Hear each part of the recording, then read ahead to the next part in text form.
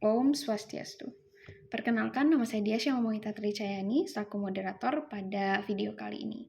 Jadi pada video kali ini, kami dari SGDB 3 akan mempresentasikan mengenai student project kami, yaitu mengenai case 2. Perkenalkan, saya Nimade Aristia Saraswati dengan 3 digit NIM terakhir 072. Jadi di sini saya akan menjelaskan mengenai problem statement student project yang kami dapatkan, yaitu mengenai kasus 2. Di dalam kasus 2 disebutkan bahwa Miss Noni, 35 years old, came to the Puskesmas with complaint of liquid defecation more than 6 times per day, little by little, with vomiting, mucus, blood, and fever. Loss of appetite signs yesterday. She ate frozen food 2 days ago. Nah, jadi di sini untuk problem statement-nya ada 4 hal yang akan kami bahas, yaitu apakah itu termasuk disease or symptom, tanda penyakit yang mendasari, masalah pendukungnya apa, serta nanti yang terakhir adalah diagnosis dari sebuah kasusnya. Untuk yang pertama, di sini saya akan membahas disease or symptom. Nah, dari case yang sudah diberikan, Nyonya Noni itu termasuk mengalami disease atau penyakit, karena ada beberapa gejala yang dia sampaikan itu merujuk ke dalam sebuah penyakit. Mengapa demikian? Karena ada beberapa tanda-tanda yang mendasari. Tanda-tanda penyakit yang mendasari itu adalah yang pertama, BAB-nya adalah lebih dari 6 kali per hari dan teksturnya juga cair. Itu menunjukkan adanya dehidrasi. Karena apabila BAB lebih dari 3 kali dalam sehari dan teksturnya juga cair, itu bisa mengurangi cairan di dalam tubuh sehingga bisa menyebabkan terjadinya dehidrasi. Kemudian BAB-nya berlendir dan juga berdarah, itu menunjukkan terjadinya infeksi sistemik di dalam saluran gastrointestinalnya. Selanjutnya, Nyonya Noni juga mengalami mual dan juga muntah, yang mana mual dan juga muntah itu termasuk salah satu respon infeksi, dan mana juga saluran gastrointestinal atau saluran pencernaan atas itu memberikan respon terhadap adanya suatu infeksi. Dan yang terakhir, Nyonya Noni juga tidak nafsu makan. Disebutkan juga bahwa sempat memakan makanan beku 2 hari yang lalu, yang mana dalam waktu tersebut periode 2 hari itu sesuai dengan masa inkubasi bakteri enterik. Untuk yang selanjutnya akan dijelaskan oleh teman saya. Perkenalkan, nama saya Kadexta Pradivi dengan NIM 24025111058. Berikut adalah masalah pendukung. Pertama itu adalah masalah psikososial.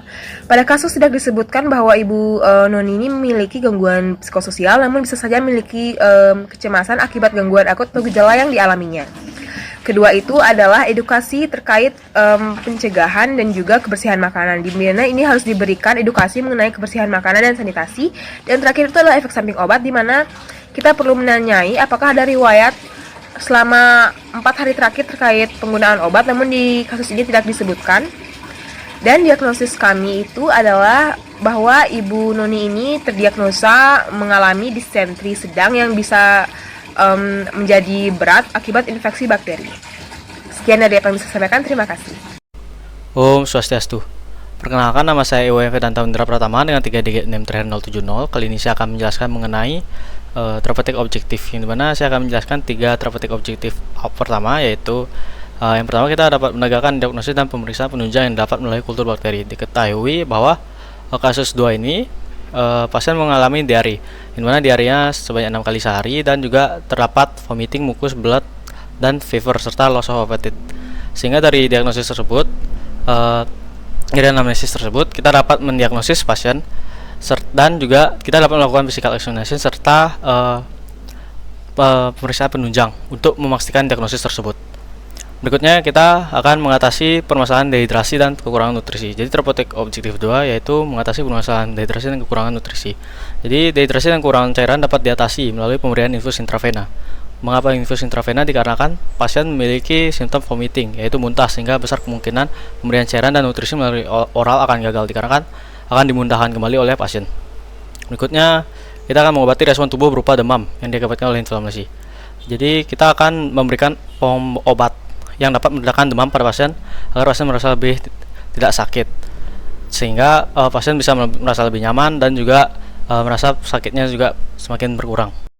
Saya akan lanjutkan untuk 3 therapeutic objektif lainnya, yaitu yang keempat merupakan mengobati penyakit hasil diagnosis. Jadi berdasarkan history taking yang didapatkan dari case 2 dan atau skenario, itu kita dapat menyimpulkan bahwa penyakit yang diderita pasien itu adalah sigilosis atau hemorrhagic diarrhea yang disebabkan oleh bakteri Escherichia coli.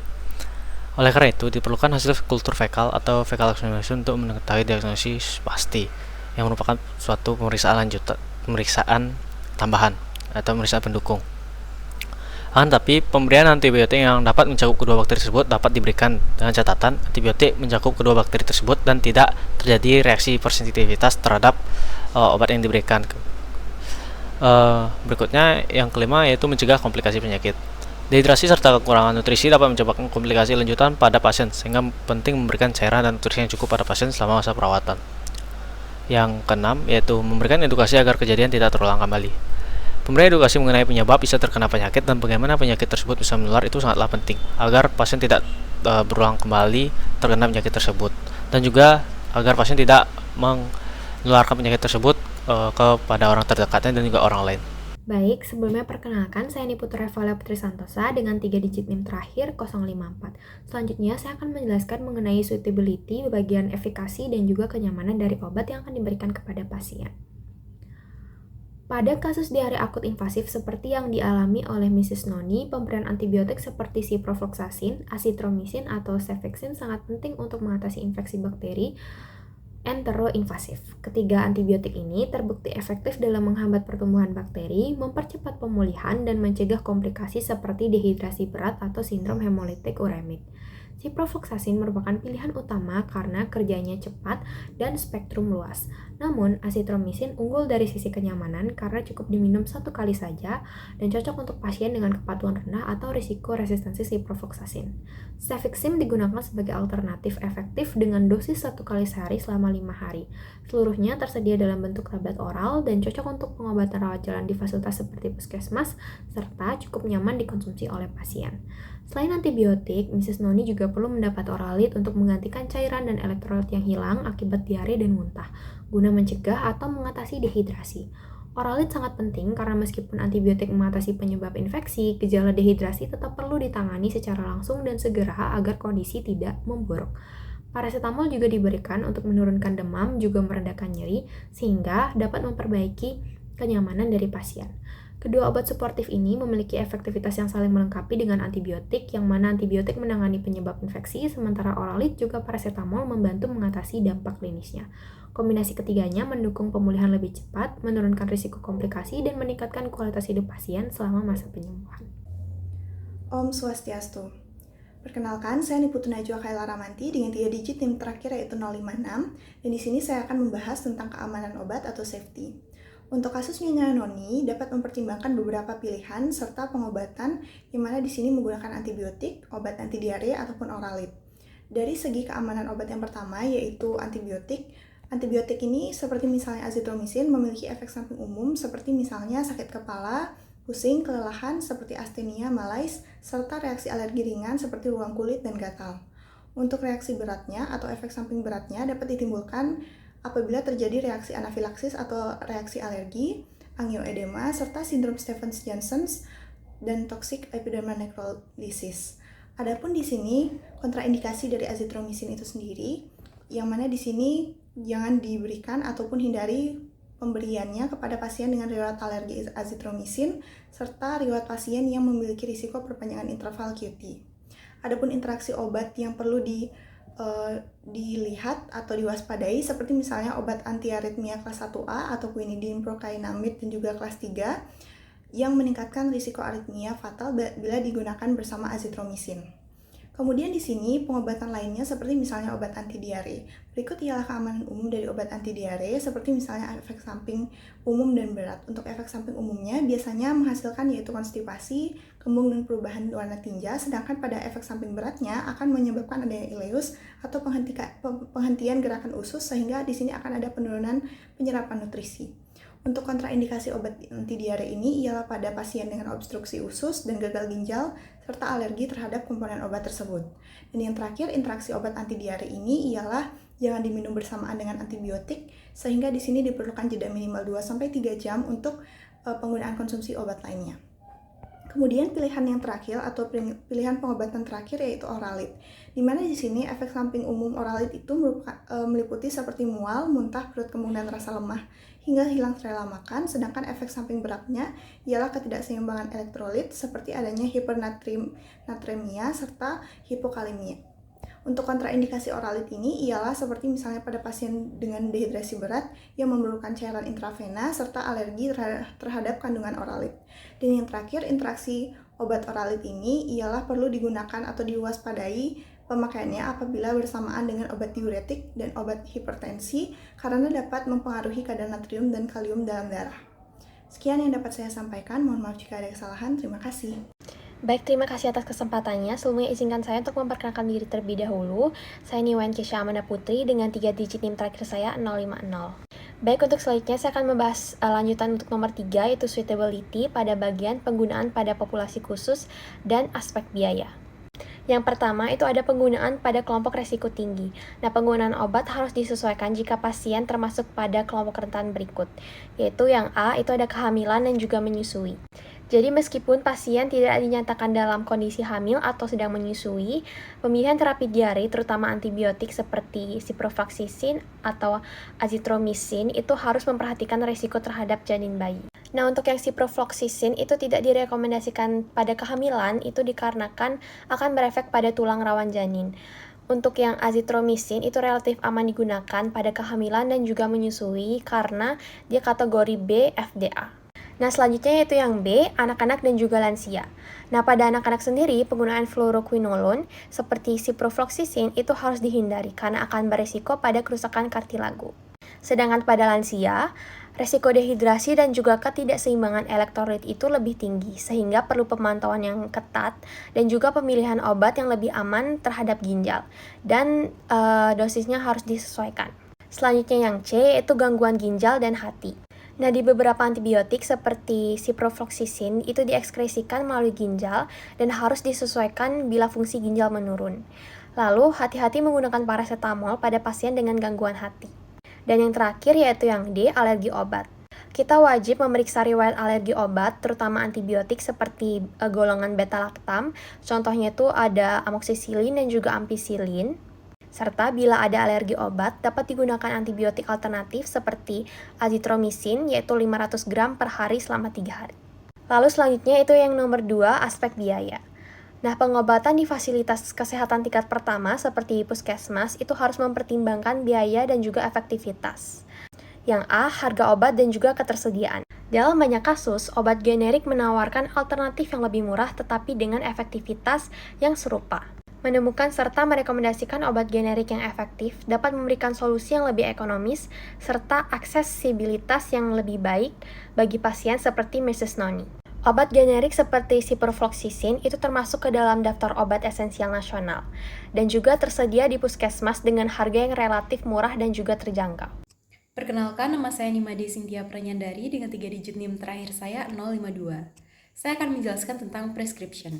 Pada case ini, untuk prescription kita bisa tuliskan, yang pertama itu ada nama dokternya, SIP, alamat, nomor telepon, dan juga nomor HP. Lalu di bawahnya kita bisa menuliskan tanggal, seperti Denpasar 3 Juni 2025. Dan di bawahnya kita bisa menuliskan resep. Untuk obat dalam case ini tuh ada 3. Yang pertama ada ciprofloxacin 500 mg dalam sediaan tablet sebanyak 6 tablet. Diminum 2 kali sehari, masing-masing 1 tablet, dan diminum 3 hari. Lalu untuk paracetamol itu 500 mg dalam sediaan tablet juga, untuk banyak tabletnya itu 10 tablet. Diminum 3 kali sehari, masing-masing sebanyak 1 tablet, dan saat pasien kesakitan, maksimal diminum itu 4 kali sehari. Lalu untuk obat yang terakhir itu ada oralit sebagai rehidrasi, kita bisa berikan 3 sachet dengan masing-masing itu 1 hari, diminum 1 oralit, dan dilarutkan ke dalam 200 ml aqua atau air. Lalu di bawahnya kita juga bisa mengisikan identitas pasien seperti nama, umur, berat badan, dan juga alamat pasien. Sekian, terima kasih. Perkenalkan, saya Dandi Amar Torik Wijaya dengan 3 digit NIM terakhir 068. Mengenai pemberian informasi, instruksi, dan juga peringatan, ada hal yang harus kita lakukan pertama adalah pemberian informasi dan instruksi pemberian obat. Yang dimana pasien ini diberikan obat untuk mengatasi infeksi saluran cerna yang ditandai dengan diare cair lebih dari 6 kali per hari, muntah, demam, lendir, dan darah dalam tinja. Kemudian obat yang diberikan kemungkinan mencakup antibiotik untuk melawan infeksi bakteri dan juga obat anti diare untuk mengurangi frekuensi buang air besar. Kemudian paracetamol juga diberikan apabila pasien tersebut disertai dengan demam. Kemudian diberikan cairan rehidrasi atau oralit yang digunakan untuk mencegah terjadinya dehidrasi. obat harus diminum dengan jadwal yang dianjurkan, dan antibiotik wajib dihabiskan meskipun gejala membaik. Kemudian oralit perlu diminum setelah buang air besar untuk menggantikan cairan tubuh yang hilang. Kemudian pasien diberi terapi seperti anjuran untuk tidak menghindari makanan pedas, asam, susu, dan makanan berlemak selama pengobatan, serta lebih banyak mengkonsumsi makanan lunak yang bersih dan mudah dicerna. Kemudian adalah pemberitahuan efek samping obat. Jadi jelaskan efek samping obat yang mungkin timbul dari pemberian antibiotik seperti mual atau nyeri perut ringan. Kemudian pemberian paracetamol itu pada umumnya aman apabila diminum sesuai dosis yang dianjurkan. Selanjutnya akan dijelaskan oleh teman saya. Terima kasih. Baik, perkenalkan nama saya Gede Kamesha Pratnyaka Putra dengan 3 digit yang terakhir yaitu 062. Selanjutnya itu peringatan dan tanda bahaya, yang dimana segera konsultasikan bila terjadi reaksi alergi atau gejala yang tidak membaik bahkan memburuk. Selanjutnya ada kepatuhan terhadap obat, yaitu pastikan pasien mengerti dan rutin mengonsumsi obat dan terapi yang diberikan. Sekian, terima kasih. Om Swastiastu. Perkenalkan, nama saya Diasya Momita Tricaini dengan 3 digit NIM terakhir 066. Jadi di sini saya akan membawakan monitor, evaluate, dan stop terapi. Untuk bagian pertama adalah kontrol ulang. Nah, pasien itu dianjurkan untuk melakukan kontrol ulang biasanya 1-2 hari setelah terapi. Dimulai untuk menilai respon terhadap pengobatan. Jadi terutama pada kasus yang diambil Nyonya Noni ini adalah diare akut dengan darah atau disentri, dan gejala sistemik seperti demam dan juga muntah. Nah, jika kondisi memburuk dan tidak ada perbaikan selama 48 jam, pasien itu harus segera kembali dan kemungkinan rujukan ada. Dan untuk indikator dari efektivitas terapinya itu ada beberapa indikator. Yang pertama itu adalah penurunan frekuensi diare, yang kedua itu berhentinya darah atau lendir pada tinja, dan yang ketiga itu berkurangnya gejala muntah, dan yang keempat adalah penurunan demam, yang kelima adalah membaiknya nafsu makan, dan yang terakhir adalah tanda dehidrasi membaik ataupun hilang. Nah, jika dalam indikator tersebut tidak ada yang membaik selama 48 jam, maka pasien atau terapinya itu akan dinilai gagal dan pasien harus dirujuk ke fasilitas kesehatan yang lebih lengkap. Perkenalkan, saya Risa Ayu Kutadia Karina dengan 3 digit NIM terakhir 064. Pemantauan efek samping dan kegagalan terapi. Efek samping obat: jika terdapat reaksi alergi, mual berat, ruam, dan gangguan pencernaan akibat antibiotik. Kemudian kegagalan terapi: jika gejala tidak membaik atau malah memburuk setelah 2 hari atau 40 jam terapi, kemungkinan terdapat infeksi resisten atau komplikasi lain. Kemudian terapi dihentikan jika gejala membaik secara klinis dan pasien sudah tidak diare serta tidak ada darah ataupun lendir pada tinja. Apabila pasien juga sudah menghabiskan antibiotik sesuai dengan anjuran dokter, yakni 3-5 hari untuk disentri bakteri. Perkembangan terapi. Terapi dinyatakan efektif apabila setelah 2 hari pengobatan, frekuensi BAB berkurang, darah atau lendir pada tinja hilang, demam turun, dan pasien tampak lebih segar. Kemudian terapi dilanjutkan hingga selesai. Terapi dinyatakan menyebabkan efek samping ringan apabila pasien mengalami mual ringan namun masih dapat makan dan minum. Terapi dapat dilanjutkan dengan pemantauan yang ketat. Kemudian terapi dinyatakan gagal apabila setelah 2 hari gejala tidak membaik atau malah memburuk, misalnya diarenya makin sering, demam tinggi yang menetap, hingga dehidrasi yang bertambah. Terapi dinyatakan gagal dan pasien harus dirujuk ke rumah sakit untuk mendapatkan evaluasi dan penanganan lebih lanjut. Sekian dari saya, terima kasih. Jadi sekian presentasi dari kami kelompok B3 mengenai Student Project Case 2. Untuk itu, mohon maaf apabila ada kesalahan kata baik saya maupun teman-teman. Sekian dan terima kasih.